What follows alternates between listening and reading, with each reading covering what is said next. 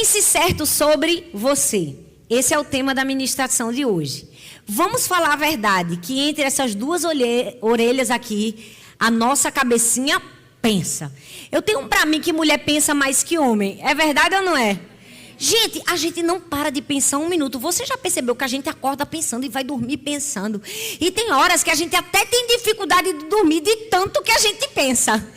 Tem horas que eu coloco a mão na minha cabeça e digo, pare de pensar agora em nome de Jesus. Porque a gente pensa muito. E pensar é maravilhoso. Eu amo pensar. Eu sou uma eterna pensadora. Desde criança já nasci pensadora. Minha mente sempre foi muito acelerada. E às vezes, talvez eu possa passar por você, posso falar com você, ou posso não falar com você, e você pode pensar, meu Deus, Thalita, a pastora nem falou comigo. Certamente, com certeza, eu estava pensando, a minha mente estava trabalhando, talvez ela estava em outro país, porque ela nunca para. Ela só para quando o Senhor manda ela parar e quando eu estou dormindo. Mas a verdade é que pensar é muito bom. Se pensamos nas coisas do alto, se pensamos certo.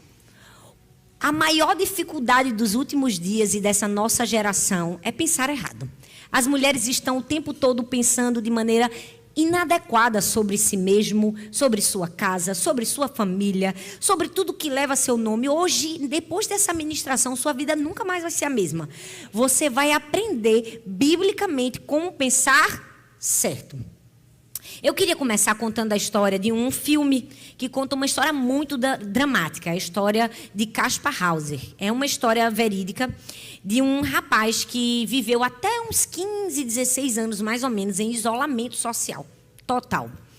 Ele não se sabe por que ele foi sequestrado e ele foi criado na Alemanha Ocidental sozinho, sem contato humano, era apenas fornecida a ele comida necessária para a sua sobrevivência.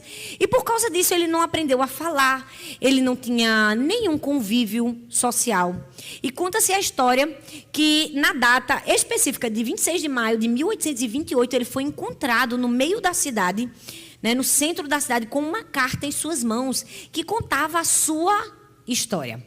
É uma história, quase que um filme de terror. Inacreditável, uma pessoa passar 16 anos sem ter sequer um contato com um ser humano.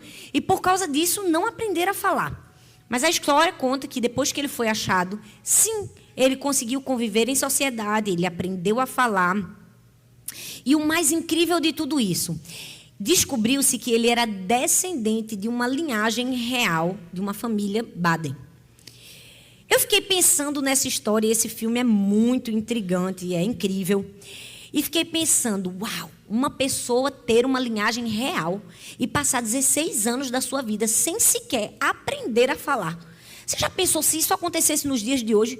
Vamos dizer que do nada surgisse um herdeiro, um neto da rainha Elizabeth, um suposto filho da princesa Diana, que foi colocado sob cárcere durante 16 anos e que de repente apareceu. Se acontecesse isso, esse jovem estaria apto a receber o trono e reinar sobre a Inglaterra? Obviamente que não. Porque mesmo tendo linhagem real, ele, por não conhecer sua linhagem real, não se apropriou da linhagem real. Caso semelhante acontece conosco, mulheres. Às vezes nós estamos em uma clausura, em uma prisão, a prisão da nossa mente. E às vezes quando somos libertas, podemos chegar em dois extremos. O primeiro, a gente não se vê capaz de tomar posse daquilo que é direito nosso, ou a gente diz assim, eu tenho linhagem real, agora só eu que mando. E a gente sabe que ninguém faz nada sozinho. Que com certeza Kaspar Hauser, mesmo tendo linhagem real, não teria a mínima condição de reinar sem uma ajuda mínima necessária. Hoje eu quero falar sobre esses dois pontos extremos e sobre como a gente precisa chegar num equilíbrio. Sempre que nós falamos sobre pensar sobre nós e sobre identidade, existe uma linha muito tênue, muito perigosa, entre superestimar e subestimar. E é por isso que hoje nós vamos aprender a entrar no equilíbrio. Hoje eu quero compartilhar um pouco a história de uma grande mulher de Deus. Eu já preguei sobre ela, mas sempre Deus tem alguma faceta nova para nos ensinar. E eu tenho certeza que você vai aprender com a linda história de Ruth. Sinceramente, eu não sei vocês, mas a história de Ruth, na minha opinião, tinha que virar um filme da Disney. Por quê? Porque ela é cinematográfica e apoteótica, como eu costumo dizer. Porque a gente não precisa da Disney, apesar de estarmos na terra da Disney, não é verdade? Quando a gente tem a palavra de Deus. As histórias bíblicas, elas são repletas de ensinamento. E sempre que eu abro a minha Bíblia, eu digo, Deus, me revela, me mostra as entrelinhas, me fala o que o Senhor quer nos ensinar aqui nesse texto sobre identidade. Então hoje, aprendendo a pensar certo, nós vamos precisar aprender que, em primeiro lugar, a gente não pode se superestimar nos nossos pensamentos. Não sei se você sabe o que é superestimar, mas eu vou ler para você. É atribuir a algo preço ou valor acima do razoável, acima do valor vigente. É atribuir a algo ou alguém qualidade ou características acima das reais. É dar um preço maior do que se realmente tem. Superestimar é exatamente isso. Eu vou dar um exemplo bem simples para que você entenda o que é superestimar. Vamos dizer que você foi convidada por uma mulher a fazer um passeio com você e tomar um café num prédio muito alto, feito esses em Dubai, que tem não sei quantos andares, sei lá, 40 andares, e lá no topo, geralmente, tem um rooftop muito bonito. E aquela mulher te convidou a subir, 40 andares no elevador para conhecer a vista linda que se tem lá em cima. E à medida que você caminhou com ela, entrou no elevador, ela começou a dizer algumas palavras que você, a princípio, recuou ouvir. Mas no fundo, você desejava ouvir. Aquela mulher começou no elevador e disse assim para você, é verdade, olha, você realmente é muito boa no que você faz. Não, sinceramente, eu acredito que você é a melhor no que você faz. Olha, é um pouco difícil achar alguém com um nível de comprometimento e de competência que você tem. Olha, não sei não, mas eu não sei os outros, mas eu pessoalmente acho que você deveria ser um pouco mais valorizada. E talvez no começo você resistiu, ficar ouvindo aquelas palavras, mas depois aquilo foi gostoso. Foi agradável ouvir que você era melhor. E daqui a pouco você estava, é verdade. As pessoas não me reconhecem como deveria. E à medida que aquela mulher começa a conversar e dizer aquelas palavras com você, chegou no 40º andar, ela foi caminhando com você. E quando chegou lá em cima, na beira do rooftop, ela te convidou a olhar a imensidão da paisagem tão linda. E de repente, quando você estava assim, tão inebriada com aquela paisagem, ela... Puf, te empurrou do 40º andar. É exatamente isso que acontece quando a gente dá ouvidos a uma mulher chamada soberba. Ela nos convida a entrar num elevador. E ela começa a dizer muitas palavras doces, agradáveis para a gente. Ela nos leva às alturas. É verdade ou não é? Ela começa a dizer... que no fundo, talvez a gente está sendo injustiçado, que a gente é melhor do que a gente imagina, e coloca sobre nós um valor superior do que aquilo que deveria colocar. Ela começa a nos levar à superestima. E ela começa a aguçar a natureza pecaminosa dentro de nós. E quando a gente vê, ela nos derrubou lá de cima. Talvez você esteja aqui e pense, meu Deus, isso aconteceu comigo. Eu fui derrubada pela soberba lá de cima. E agora o que é que eu faço? Há uma solução para você. E se talvez você pensou, meu Deus, pastora, eu subi esse elevador, eu cheguei no 40º andar, e agora o que é que eu faço? Desça pela escada de emergência. Sempre tem um lugar de retorno. Eu sempre digo, sempre tem um caminho de volta à realidade. A gente nunca pode se superestimar, porque a soberba está aí para nos levar a um lugar que a gente não deveria ir. Veja o que a Bíblia diz a respeito. Provérbios 16, 18 diz: a soberba precede a ruína e a altivez de espírito, a queda. Sabe, talvez você subiu mais do que deveria ter subido. Talvez a amiga soberba disse palavras para você que te fez mexer seu coração. E a Bíblia diz que o coração do homem é enganoso. E talvez seu coração foi se deixando enganar. E eu preciso te dizer, ou você desce pela escada de emergência, ou a soberba vai te empurrar de lá de cima.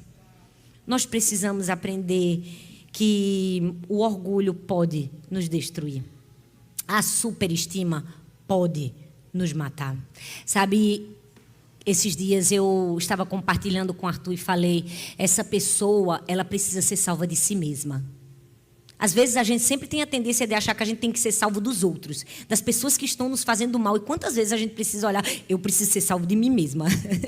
Eu preciso ser salvo dos pensamentos malignos que estão tentando me levar para um lugar que eu não deveria ir. O orgulhoso é essa pessoa que se superestima. Ele se acha sempre melhor do que os outros. É verdade ou não é? É aquela mulher que às vezes se acha boa demais, santa demais, madura demais, consagrada demais, espiritual demais. E sempre o demais é em contraponto com alguém que é de menos. Já percebeu? Me preocupa muito quando eu escuto um discurso como esse. Ah, mas porque enquanto todos querem isso, eu quero aquilo. Enquanto todos estão em busca da fama, eu estou aos pés do Senhor e com o meu coração quebrantado, querendo só Ele. Amém. Glória a Deus, se esse é o desejo do seu coração. Mas se for, para que falar? Se é de verdade. Ah, enquanto todos estão à procura disso, eu estou desse jeito. Existe sempre um contraponto, sabe? Enquanto todos buscam coisas para si, enquanto todos buscam se enriquecer, eu sou uma pessoa que procura a simplicidade. Ah, enquanto... Sabe, parece que sempre a comparação para si é positiva em relação ao outro que é negativo. Sabe, é muito perigoso esse tipo de discurso, porque ele beira um orgulho travestido de espiritualidade. Sempre que você se acha mais maduro do que os outros, sempre que você acha que você é de verdade e todo mundo é de mentira, né? Que você é a única verdadeira, as outras pessoas são de plástico. É preciso não olhar para as pessoas, mas olhar para dentro de si. Me preocupa muito que hoje em dia o que mais corre, o que mais viraliza são mensagens assim, né? Todos estão buscando me perseguir. Ah, porque é sempre uma mensagem vingativa, onde você está certo e o outro é o vilão. Ora, você nunca é vilão. Você sempre está certo. Nós precisamos ter muito cuidado, porque isso é o lugar de superestimar. Mas o nosso personagem, Ruth, ela mostrou exatamente isso. Ela mostrou o quanto ela esteve longe desse engano da superestima. A história dela está em Ruth, capítulo 1, do verso 1 ao 17, que fala que na época dos juízes houve fome na terra.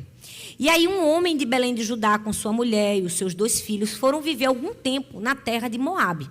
É a história de Ruth e Noemi.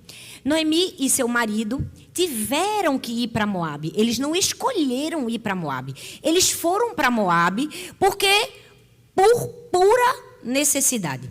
Mas quando eles chegaram em Moabe, o texto bíblico diz que, infelizmente, Noemi passou por uma das maiores dores que uma mulher pode passar. Ela perdeu o seu marido, depois ela perdeu o seu filho e o segundo filho. E ela se viu sozinha, apenas com as suas 2 noras. E no meio de todo aquele caos, Ruth surge como a protagonista da história. Ela era apenas uma coadjuvante, mas quem tem humildade sempre termina protagonizando alguma cena. É verdade ou não é? Ela era apenas uma coadjuvante.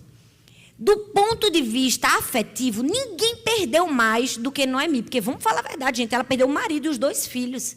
Só quem já perdeu um filho, enterrou um filho, sabe a dor que é. Eu conheço essa dor.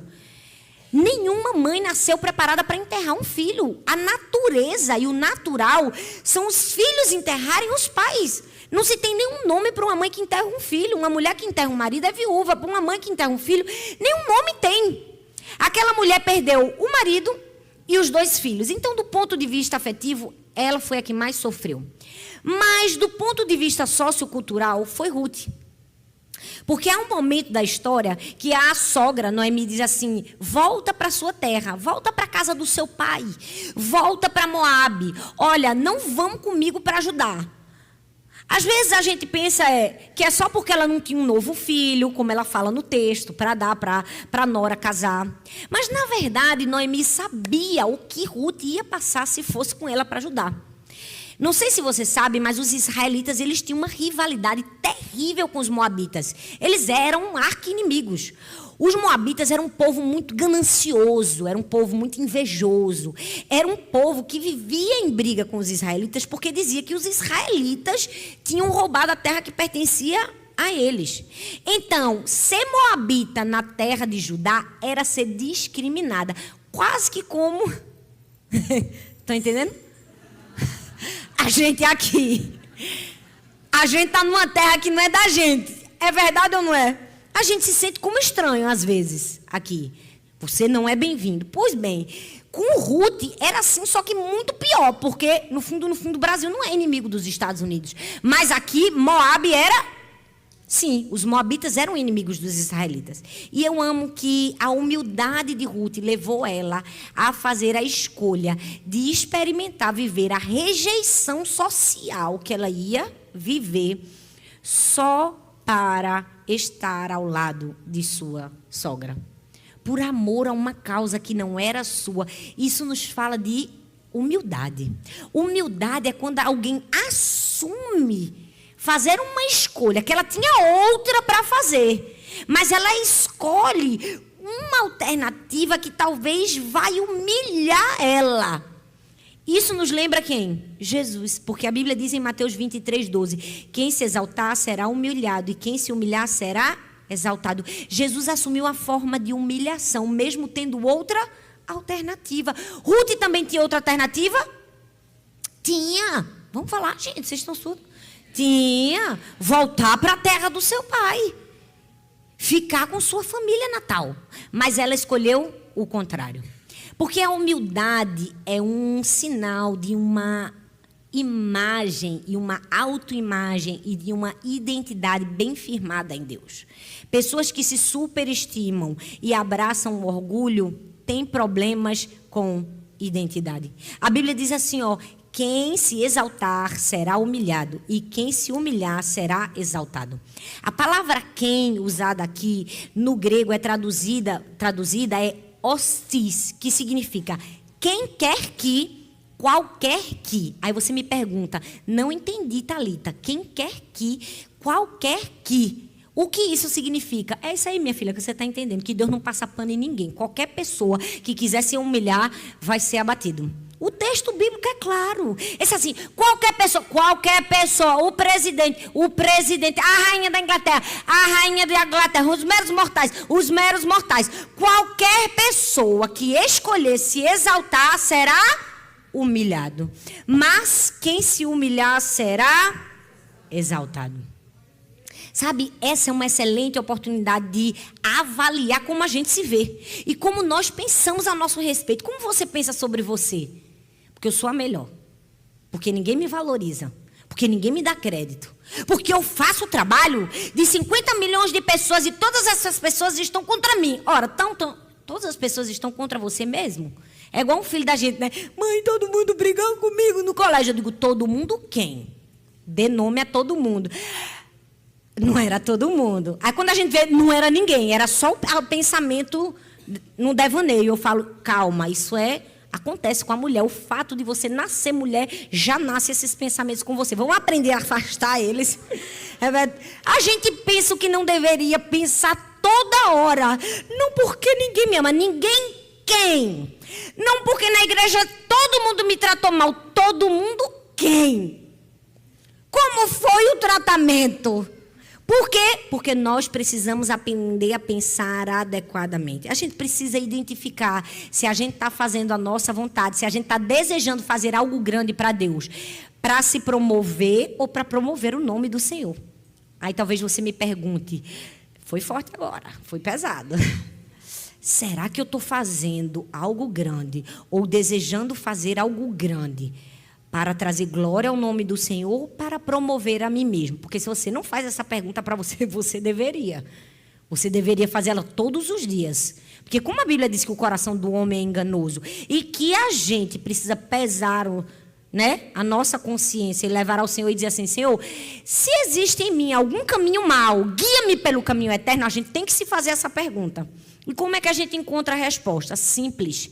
É só você responder a pergunta que eu vou te fazer. E se o Senhor te convidasse para uma caminhada, saindo de Moabe para Judá, sem nenhuma garantia que ia dar certo, você ia?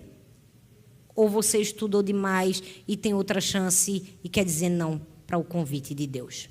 E se o Senhor te convidasse a fazer um passeio, caminhar com Ele numa história, e não ser a protagonista da história, ser apenas a auxiliar da história, você iria com Ele ou você é talentosa demais para não brilhar como deveria? Perguntas como essa nos fazem avaliar se a gente está superestimando quem nós somos. Ruth foi humilde. Ela tinha outra escolha? Tinha. Mas ela fez a escolha de ir com a sua sogra. Mas ela não era só humilde. Ela tinha um coração ensinável. Eu não sei se você está entendendo o que eu estou querendo te dizer. A superestima, ela é o oposto disso tudo. Quem tem um coração ensinável e um coração humilde está entrando no nível de equilíbrio, não está subindo no elevador. Tem gente que está aqui, sangue de Jesus tem poder, estou no 20º andar. Tem gente que subiu para o 25º. Tem gente que diz, sangue de Cristo, eu já estava bem na beirinha do rooftop. Calma, hoje a gente vai descer pela escada de emergência. Deus vai nos fazer o caminho de volta, o retorno que a gente precisa dar. Porque todas nós precisamos... Não sei se você está gostando dessa palavra, não sei se ela é confortável para você, não sei se você está acostumado a ouvir aquelas mensagens de sabor de mel, que ninguém te dá a chance, que ninguém te dá a oportunidade. De mim, você não vai ouvir isso. Aqui, filha, é a palavra. Vão ensinar o que você precisa ouvir. Você vai aprender. Pesa seu coração e você vai sair daqui melhor, como o Pri falou, você vai sair daqui melhor. Mulher, melhore. É até o tema. Eu mudei hoje, que o tema era esse, mulher melhore. Vira para a mulher que está do seu lado e diz assim, melhore. Pelo amor de Deus, faça um favor a você e ao mundo e melhore. Gente, olha que coisa linda, ela não somente vai. O texto de Ruth, capítulo 3, do verso 1 ao verso 5, diz que, a um dado momento, ela chega para Noemi e disse assim, olha, você precisa casar, porque senão a gente vai morrer de fome. Eu tenho um plano para você casar com Boaz. Você vai fazer tudo o que eu disser. Você vai se lavar, você vai se perfumar, você vai vestir a melhor roupa que você tem e você vai descer na eira. Quando você descer na eira, que você vê Boaz, ele vai ter debulhado o trigo, você vai se deitar com a sua melhor roupa nos pés dele. Faz do jeito que eu te mandei. E o que é que o texto diz? Ela responde, farei tudo o que você está me dizendo. Gente, eu não sei vocês não, mas sinceramente, o conselho de Noemi parecia mais o quê? Superstição junina. Que não tem sentido a pessoa colocar a melhor roupa para ficar no escuro. Vamos falar a verdade, que ela ia para o breu, do mato, na roça. Ela poderia questionar a sogra? Poderia. Poderia dizer, que tática é essa? Eu estou precisando casar, ao invés de você arranjar um encontro comigo, me manda colocar minha melhor roupa, deitar no pé do camarada. Mas em nenhum momento ela questiona, ela obedece característica de alguém que tem um coração humilde e ensinável. E sabe, nós precisamos desse coração todos os dias. A Bíblia está recheada de grandes homens e de grandes mulheres que mostraram integridade no seu caminhar. Gente que era grande, mas fez menor. Como é bom você estar ao lado de uma pessoa grande, mas que você não se sente mal junto dessa pessoa, porque às vezes ela se faz até menor que você. A Bíblia fala de Moisés. Gente, Moisés, vamos falar a verdade. Em termos de intimidade, Moisés foi o único a ver Deus assim, ó, face a face. E isso porque a gente não está falando de milagre, porque não é para qualquer um abrir mar, não, gente. Vamos falar a verdade. É um feito poderoso. Moisés foi um grande homem usado por Deus. Um homem cheio do Espírito Santo. Que passou a vida todinha trabalhando para o sogro. Cuidando do rebanho do sogro, porque ele apacentava o rebanho do sogro. Depois de mais de 40 anos, quando Deus dá uma virada cinematográfica na vida dele, e de uma pessoa que tangia bicho, ele vira o presidente de uma nação de milhões de pessoas, o líder, que abre mar vermelho, transforma Rio em sangue, manda peste, gafanhoto, mata o primogênito. Rapaz, eu nunca vi uma virada tão cinematográfica como a de Moisés. De desempregado, cuidando das coisas da família, de repente ele vira o boss, o chefe, o manda-chuva, o poderoso. Aí quando Deus honra ele, coloca ele em sabor de mel, o sogro diz assim: olha, eu acho que você deveria fazer isso. Acho que você está muito atarefado, você deveria fazer assim, assim, assado. Se fosse qualquer outra pessoa, ia dizer: rapaz, eu passei 40 anos trabalhando para tu não me desse um boi. Tu não me desse uma ovelha, tu nunca fizesse nada por mim. Agora que Deus mudou minha sorte, agora. Ele fez isso? Não. Ele ouviu Jétro. Sabe o que é isso? Humildade. Coração ensinável. Não importa a posição que você está, não importa a posição que você vai chegar, você nunca pode se superestimar. Nunca se veja além do que deveria ouvir, ver.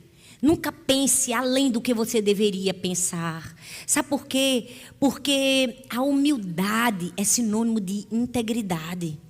Quantas pessoas estão dizendo: eu sou humilde, mas meu Deus do céu, você já perdeu quando disse que era humilde. Esses dias eu passei por uma experiência que eu fiquei tão perplexa. Eu fiz uma reunião com uma pessoa que eu tinha contratado e eu solicitei essa reunião, era uma segunda reunião. E a pessoa entrou com muita assim, ignorância, agressividade na reunião. Eu estava indignada, porque ela não queria estar na reunião. Então ela disse assim: eu sou uma pessoa muito humilde de estar fazendo essa reunião com você. Porque uma outra cliente quis meu telefone e a minha equipe cobrou $30.000 para dar meu WhatsApp para essa pessoa. Então não era nem para eu estar aqui ouvindo para você. Então considere esse tipo privilegiado estar ouvindo. Eu fiquei ouvindo aquelas palavras e pensando: como uma pessoa que é cristão tem coragem de falar para outra pessoa que vendeu o seu próprio telefone por um valor desproporcional e contar isso como se fosse um sucesso? Você consegue perceber a discrepância do que a arrogância é capaz de fazer com uma pessoa? Nós precisamos ter muito cuidado. Pesaram o nosso coração. Naquela hora eu fiquei tão perplexa que eu disse: Deus, guarda meu coração, Senhor. Nunca me deixe chegar nesse nível de ignorância a respeito de mim mesma. Porque claramente era uma venda nos olhos. O texto diz que ela foi humilde, que ela ouviu. A superestima nos tira a interdependência. A interdependência é característico de quem tem uma identidade bem construída. Todo mundo precisa uns dos outros. Não existe essa pessoa que não possa... É tão bom que não pode ouvir o conselho do outro. É tão maravilhoso que não pode ouvir a advertência de alguém. Todos nós estamos aqui para afiarmos uns aos outros, como o ferro. Afia o ferro, como diz a Bíblia. Eu preciso de você, você precisa de mim. Amém, gente? Não tem ninguém grande. Grande aqui só tem um, que é Cristo.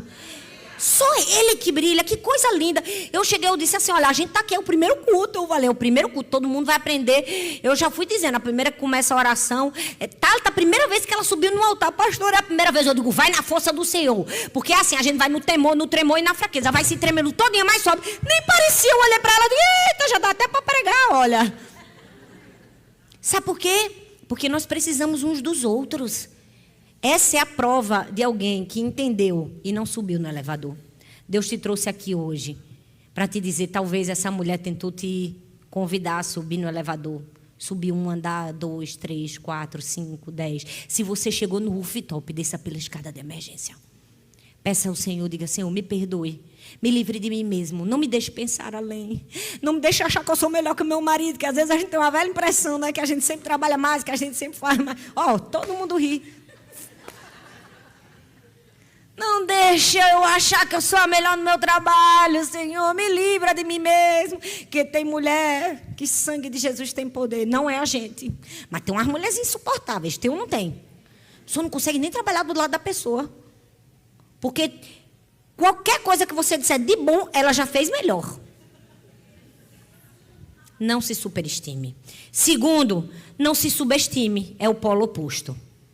O que é subestimar? É não dar a devida estima, não dar o devido valor, o apreço, não ter em grande consideração, desdenhar, calcular mal, calcular para menos. E do mesmo jeito que tem muita mulher que calcula para cima, tem mulher que calcula para baixo.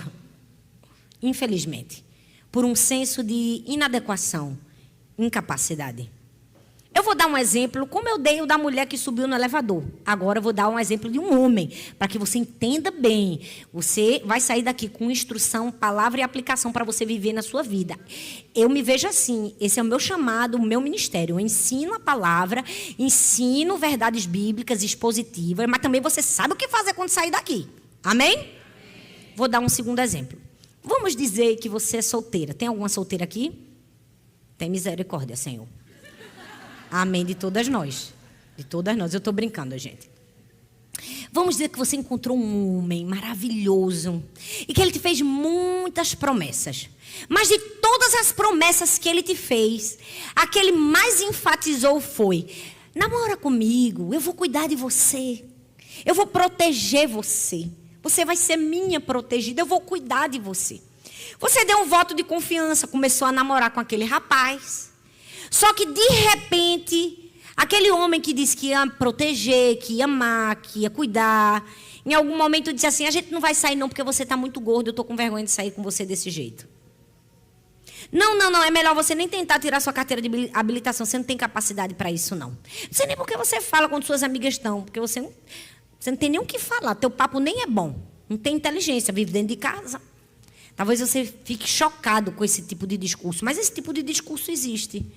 E talvez muitas mulheres abraçaram um namoro com esse homem. E sabe quem é esse homem? É a subestimação. É permitir que alguém te calcule para menos. É permitir que alguém fale a respeito de você o que não é o seu verdadeiro valor. Esse homem é o complexo de inferioridade. E do mesmo jeito que a gente não pode dar as mãos e subir no elevador com a soberba, a gente também não pode dar as mãos e casar com o complexo de inferioridade. Porque isso vai destruir a nossa vida, vai nos paralisar, vai nos impedir de viver o destino profético de Deus para nós. A história de Ruth continua. E Ruth, capítulo 2, do verso 1 ao 13, diz assim, que ela começou ali a colher espigas. Então começa, né, aquela cena de romance linda que Boaz disse assim: deixa cair algumas espigas para ela pegar, deixa ela pegar as espigas melhores. E ele começa a proteger. E há um momento que ela diz assim, e disse ela: continue eu a ser bem acolhida, meu senhor. O senhor me deu ânimo, encorajou sua serva. Por quê? Porque eu nem sequer sou como uma de suas servas. Eita, desceu. Saiu do ponto de equilíbrio. Eu nem sequer sou como uma de suas servas. Se viu com um valor a quem? Outra personagem semelhante que todo mundo cita quando a gente fala em subestimar é Gideão. Gideão, aquele que estava escondido, né, no lagar com medo dos mídias e acuado. São dois personagens. Ruth ali catando espigas, vivendo de sobras, e Gideão malhando o trigo no lagar, escondido, vivendo de sobras. Quem se vê de maneira inferior, come sobras. Quem se vê aquém do que deveria ver, termina vivendo de sobras. Dois personagens, dois momentos diferentes, o mesmo sentimento, incapacidade. A gente olha para a história e vai ver que quando Boaz pergunta para Ruth, ela não tem capacidade de dizer o nome dela. Ela disse assim: eu sou apenas uma moabita que cato espigas. Nem sequer um nome ela tinha. Gideão, a mesma coisa. Ele disse assim: eu sou o menor na minha família, o menor do meu clã.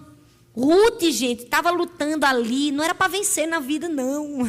Não era para virar empresária de espigas, não. Ela estava lutando para sobreviver. E Gideão também não estava lutando para vencer na vida, não. Estava lutando para sobreviver, porque é assim que vive uma pessoa que pensa quem sobre si. Ele sobrevive, ele não vive. Por isso que não vence na vida. Olha bem para mim, a gente não pode nem se superestimar, nem subestimar. Superestimar vai te levar a cair de um prédio de 40 andares. Subestimar vai te fazer viver aquém daquilo que Deus sonhou para você. É por isso que a gente precisa aprender a pensar certo. Fala comigo, aprender a pensar certo. Não, gente, fala com vontade, que vocês estão com preguiça. Fala assim, aprender a pensar certo. Porque às vezes a gente cede às armadilhas da mente. Ou coisa dura é vencer os ataques na mente. Como é difícil, quantas vezes vem sentimento de incapacidade. Tem mulher aqui que se inferioriza por causa do seu passado. Deixa eu te dizer, o sacrifício de Jesus na cruz do Calvário foi substitutivo. Isso significa que ele se fez homem e substituiu, ou seja, ele tomou sobre si toda a culpa que era sua, assumiu para que você possa viver uma nova vida. Então, se você teve uma vida terrível no passado, hoje você pode ter a melhor vida, porque o sacrifício de Jesus substituiu. Ele venceu por você. Jesus trocou de lugar com você. Se você tem um passado podre, é isso mesmo, com força e vontade. Não para para passar vergonha, não.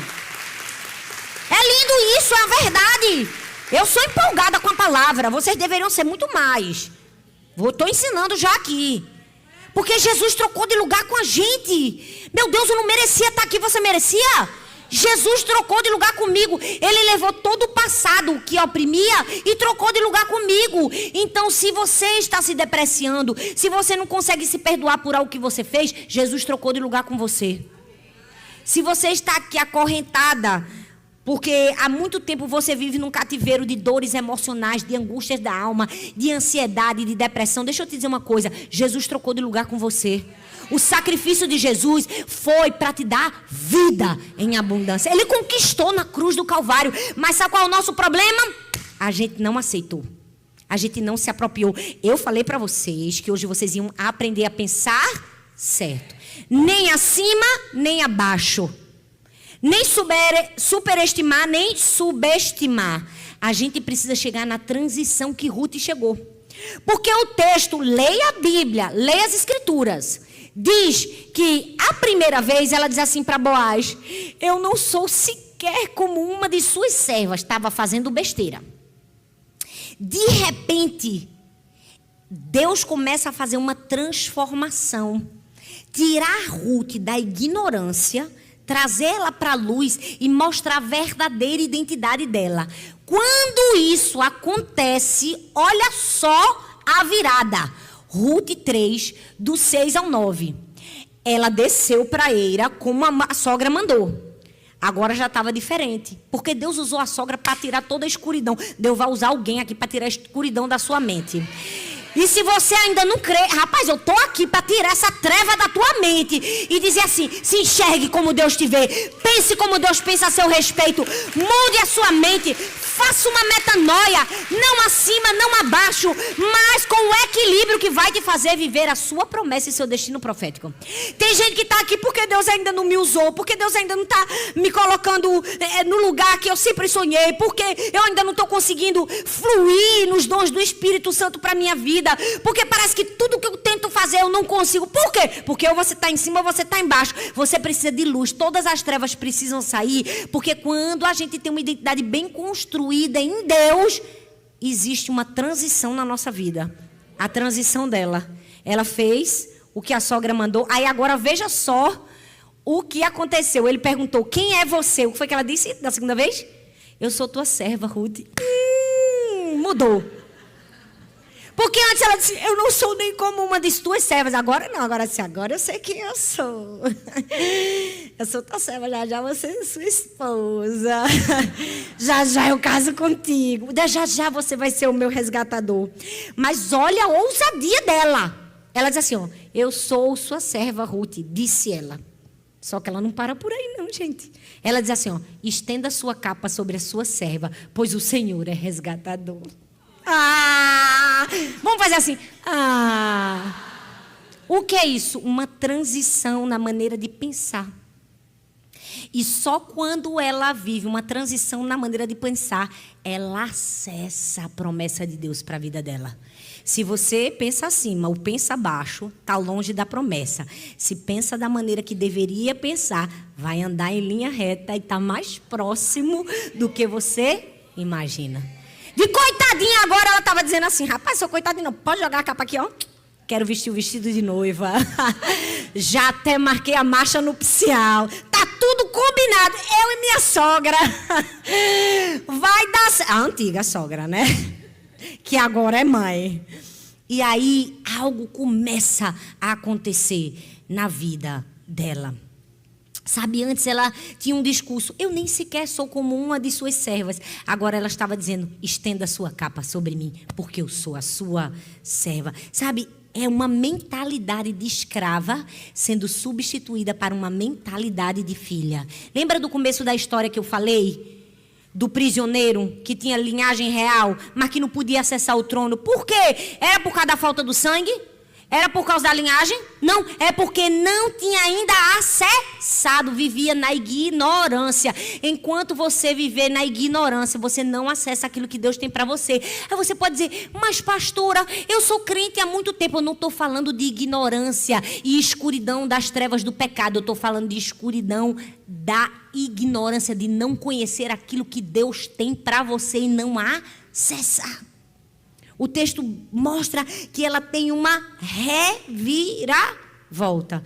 E ela passa a se enxergar como Deus a vê. Essa é a terceira lição para mim e para você sobre pensar corretamente a respeito de nós mesmas. Não se superestime, não se subestime, se enxergue como Deus te vê, da maneira que Ele te vê. Deixa eu fazer uma ilustração com você aqui. Põe sua mão aqui, bem assim na sua frente. Um palmo na sua frente. Você consegue enxergar a sua mão? Você enxerga a sua mão porque você tem olhos bons, saudáveis, ou por causa da luz? Ficou na dúvida, né? Tem gente que vai dizer assim, se eu não tivesse olhos saudáveis, eu não ia enxergar. Verdade. Mas também, se você não tivesse luz, mesmo com olhos saudáveis, você não conseguiria enxergar. C.S. Lewis diz assim, ó, eu acredito no cristianismo como eu acredito que o sol nasce todo dia. Não apenas porque eu vejo o sol, mas porque através dele eu vejo todas as outras coisas. Na nossa vida também é assim, sabe? Não é simplesmente ver o sol, é porque através dele nós vemos todas as outras coisas. Então nós precisamos sair da escuridão, da ignorância a respeito de nós mesmas. E isso vai nos permitir enxergar todas as demais facetas da nossa história que estão ali, prontas para vivermos. E às vezes a gente não consegue acessar. Não tem sensibilidade para ouvir a voz de Deus para o próximo passo. Por quê? Porque, infelizmente, vive na escuridão. Quando Ruth consegue perceber quem ela era, que nem acima, nem abaixo, mas aquilo que Deus havia sonhado e que Boaz seria o seu resgatador, ela é capacitada pelo Senhor para viver a sua história. Gente, isso é muito lindo. Eu não sei se você conseguiu perceber, quando Deus mudou a identidade dela, mudou também o curso da história dela. Deus precisa nos revelar a nossa verdadeira identidade para que o curso da nossa história seja alcançado por nós. Ruth só acessou o destino profético dela de receber Boaz como seu resgatador quando ela compreendeu a sua verdadeira identidade. Ela disse assim, sou tua serva, jogue sobre mim a sua capa. Ela foi capacitada para viver. E aí eu amo que nesse momento da história que poucas pessoas contam, Ruth, no capítulo 4, é porque são muitos textos, e eu não vou ler, eu estou citando, eu quero que você anote, em casa você lê. Do 4, do 1 ao 10, e do 11 ao 12, há um momento que há uma discussão entre os homens, os conselheiros, porque o primeiro resgatador não era Boaz. Vê, eu falo, é uma história cinematográfica, gente. Até dar certo o casamento, ainda tinha outro que podia passar na frente e resgatar. Tinha outro, só que o romântico mesmo era Boaz. Foi Boaz que disse, pegue as espigas. Foi Boaz que disse, cuida dessa moça. Foi Boaz que disse assim, eu vi como você tratou sua sogra. Gente, foi Boaz. Aí, no meio daquela história, tem todo aquela trama. Boaz disse, se você não quiser, eu quero. O que você não faz, eu faço. Foi quase um leilão. Quando no fim deu certo, ela recebe uma promessa. Os líderes e todos os que estavam na porta confirmaram, somos testemunhas. Faça o Senhor com essa mulher que está entrando em sua família, como fez com Raquel e Lia, que juntas formaram as tribos de Israel. Seja poderoso em Efrata e ganhe fama em Belém. E com os filhos que o Senhor lhe conceder dessa jovem, seja a sua família como a de Perez, de Tamar, e a que Tamar deu a Judá. Uau! Deixa eu te dizer algo que Deus falou comigo aqui, ó. O tempo entre a promessa liberada e a promessa cumprida é uma identidade aperfeiçoada. Ela havia recebido uma promessa, havia sido liberada, mas o tempo para receber a promessa liberada e a promessa cumprida, ela precisou passar por uma identidade aperfeiçoada. Você pode ficar em pé no seu lugar? Sabe, existem mulheres que chegaram aqui e passaram por situações talvez parecidas com a de Ruth. Se o louvor puder subir, eu agradeço. Parecidas com a de Ruth. Né? Difíceis, duras. É verdade que no mundo nós vamos ter aflições. E algumas mulheres têm até dificuldade de dizer assim, será que eu tenho uma palavra profética mesmo sobre a minha vida? Será que Deus tem um futuro de paz e esperança para mim? O que será? O que será que tem reservado para mim? Eu só sou uma moabita catando espigas. Talvez você olhe para a sua história e pense assim, meu Deus do céu, mas eu estou aqui, eu estou trabalhando duro. Meu dinheiro só dá para eu me sustentar. Eu vivo uma vida tão mediana, parece que tudo que eu queria desejar, sonhar, não consigo almejar. Talvez você esteja aqui, você olhe para si e diz assim, não sei, não consigo compreender ou perceber que Deus preparou algo grande para mim. Eu amo o texto de Jeremias, capítulo 29, versículo 11, que diz assim, eu é que sei que pensamentos que tenho a vosso respeito, diz o Senhor, pensamentos de paz e não de mal, para vos dar um futuro e uma esperança. Então deixa eu te dizer, Deus tem pensamentos de paz ao seu respeito, para te dar um futuro e uma esperança. E se tudo ao seu redor mente para você, diz que você é uma coitada, que seu marido morreu, que tudo na sua vida está dando errado, que agora você vive como catadora de espigas e que é impossível sair um príncipe do meio do mato, casar com você e te dar uma herança, eu preciso te dizer, para Deus não existem impossíveis. Deus é capaz de fazer uma moabita rejeitada e discriminada casar com um resgatador, Boaz, e mais, ter filhos e dos seus filhos vir a linhagem daquele. Gente, só Deus poderia fazer isso. Deus pode mudar histórias, mas para fazer isso Ele precisa nos ensinar que existe uma linha tênue. A gente nem pode superestimar, nem subestimar. A gente precisa se ver como Deus nos vê.